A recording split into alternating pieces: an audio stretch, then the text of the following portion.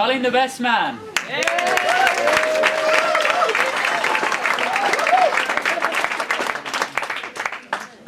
I always thought it was going to be really difficult to follow a speech by John.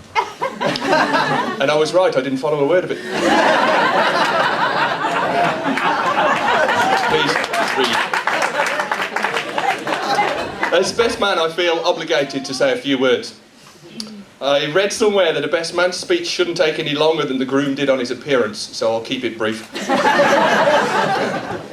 A couple of ground rules before I start. Please don't heckle me.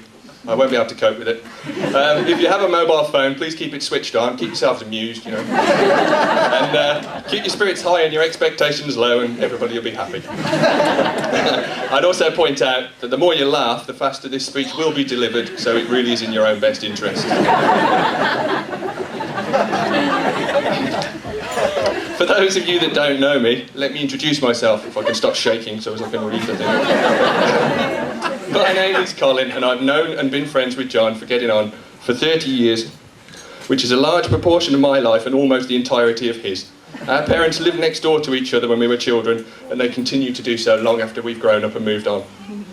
I know there is nothing I wouldn't do for John, and there is nothing he wouldn't do for me. And that is how we continue our lives, doing nothing for each other.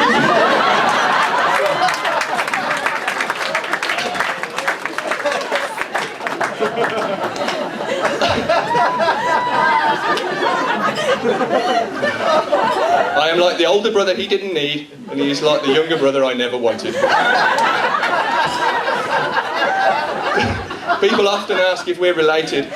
Just a couple of weekends ago, a barmaid at the Robin 2 in Bilston, where John was playing, asked if we were related. I said no, but thanked her for the compliment, because as you all know, John's a pretty boy. I'm happy that people would think that we're brothers, and I'm immensely proud of John.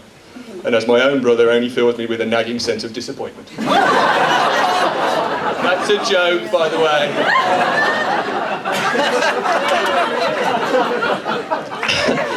A few years ago, when John was living down in Bath, after a particularly boozy night out, we decided to go out on our bicycles to see how hard it was to cycle while drunk. The answer is very.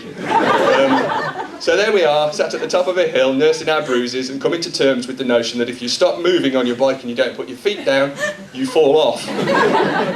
Watching the sun slowly rise over the beautiful city of Bath, we discussed being each other's best man. I thought nothing more of it until earlier this year when I received a call from a very excitable sounding Johnny saying, "You best get your best man speech ready." Bugger. Being asked to be best man is a lot like being asked to French kiss the Queen. Sure, it's an honour, but you don't really want to do it.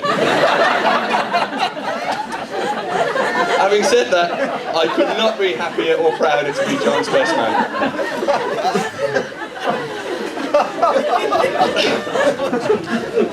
So what's he like?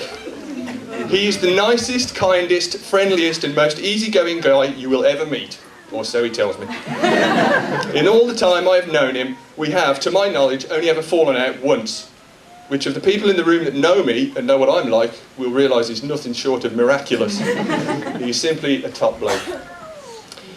He is also, as many of you will know, an incredibly gifted musician who, after a lowly start playing in the loft of my parents' house with me on drums, has gone on to play with some really great bands right up to his current day job with the incredibly successful Talon, playing alongside some world-class musicians, and Craig.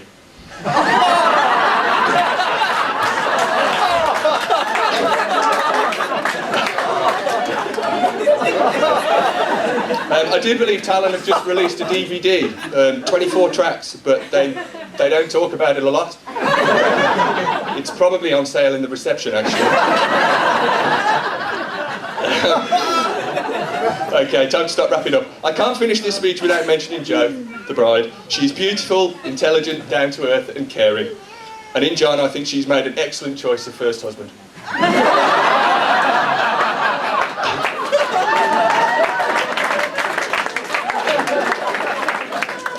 Sincerely though, they make a wonderful couple, and I've never seen John so happy. I wish them a lifetime of happiness and thank them for letting me be best man and the opportunity to hire this suit.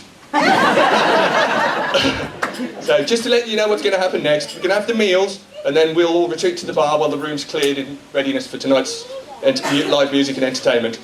I think I've said enough. My legs are going to give way. I wrote that knowing full well my legs were going to give way. I'd like to offer Jo and John every best man's wish, which is for luck, health, happiness, and I leave you with this thought. They say until a best man is married, he's incomplete. And once he's married, he's finished. Ladies and gentlemen, please be upstanding and raise your glasses. To John and Jo, everybody.